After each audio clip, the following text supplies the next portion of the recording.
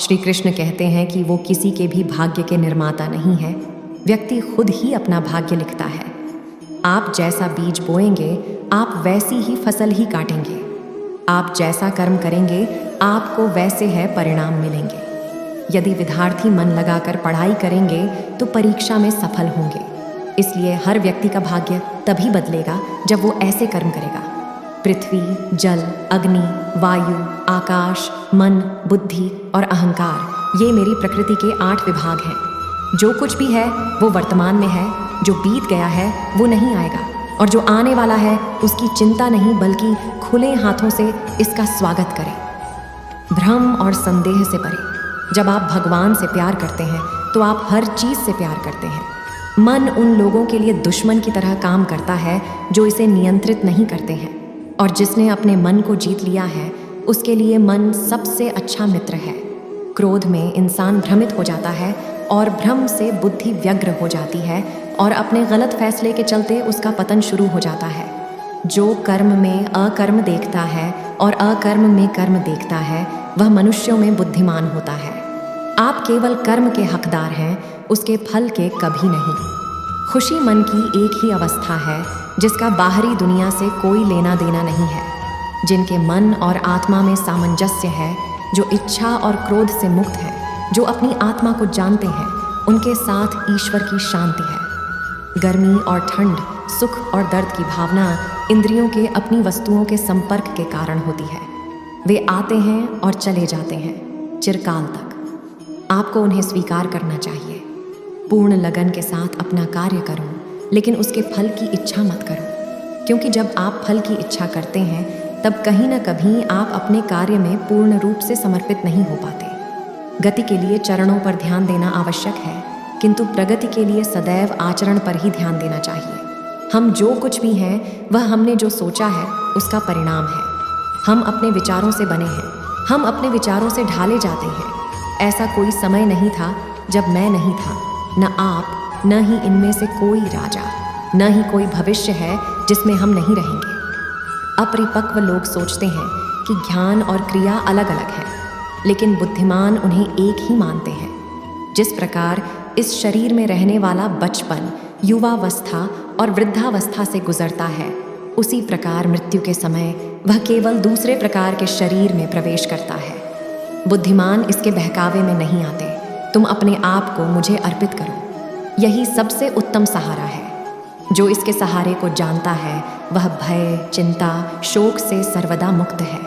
न यह शरीर तुम्हारा है और न तुम इस शरीर के। यह शरीर तो अग्नि, जल, वायु, पृथ्वी, आकाश से बना है और इसी में मिल जाएगा, परंतु आत्मा स्थिर है। फिर तुम क्या हो? जो पहले विष जैसा लगता है लेकिन अंत में अमृत जैसा स्वाद लेता है, यह सत्व का आनंद है जो स्वयं के साथ शांति से पैदा हुआ है। उम्मीद ही आपको रिश्ते में कमजोर बनाती है। उम्मीद का जन्म आपके मन में ही होता है। सभी स्वार्थी इच्छाओं पर काबू पाना पर्याप्त नहीं है। स्वामित्व और अहंकार को वश में करना भी आवश्यक है। कर्म मुझसे नहीं चिपके रहते क्योंकि मैं उनके परिणामों से जुड़ा नहीं हूँ। जो लोग इसे समझते हैं और इसका अभ्यास करते हैं वे स्वतंत्रता में रहते हैं। जो मनुष्य प्रकृति के गुणों से अनासक्त है और जो पूरी तरह से दिव्य ज्ञान में स्थित है, उसका कार्य पूरी तरह से प्रातपरता में विलीन हो जाता है। अभी निराश मत हो, क्योंकि तेरा वक्त कमजोर हो सकता है, तू नहीं। भले ही दुर्बलता ईश्वर द्वारा दी जाती है, लेकिन गरिमा मनुष्य के मन को स्वयं निर्मित करती है। अंत में सभी आत्माओं को परमात्मा में मिल ही जाना है। यही तो आत्मा का अंतिम लक्ष्य है। आत्मा अमर है, न तो इसे कोई शस्त्र काट सकता है और न ही अग्नि इसे जला सकती है। जल इसके तेज को बुझा नहीं सकता और न ही वायु इसे सुखा सकती। किसी और के जीवन की नकल को पूर्णता के साथ जीने की तुलना में अपने भाग्य को अपूर्ण रूप से जीना बेहतर है। आप बुराई से कुछ समय के लिए बच सकते हो, लेकिन बुराई तो तुम्हें हजारों की भीड़ में भी तुम्हें ढूंढ लेगी, जैसे गायों की झुंड में बछिया अपने माँ को ढूंढ लेती है। सभी जीवों का निर्माता मैं हूँ। किसी जीव को कष्ट देकर तुम मुझे खुश कैसे देख सकते हो? मन सफ़ेद कपडड्ढा है, इसे जिस रंग में डुबाओगे वहीं रंग चढ़ जाएगा। उठो, श्री कृष्ण के चरणों का वंदन करो। लज्जा और अभिमान छाड़ दो। मन को निर्विकल्प कर लो और वृत्ति को सावधान करके हरिचरणों का वंदन करो। मेरा तेरा, छोटा बड्ढा, अपना पराया मन से मिटा दो, फिर सब तुम्हारा है और तुम सबके हो। आपको अपना निर्धारित कर्तव्य करने का अधिकार है, लेकिन आप कर्म के फल के हकदार नहीं हैं। अपने कार्यों के परिणामों का कारण स्वयं को कभी न समझें और कभी भी अपने कर्तव्य को न करने के प्रति आसक्त न हो।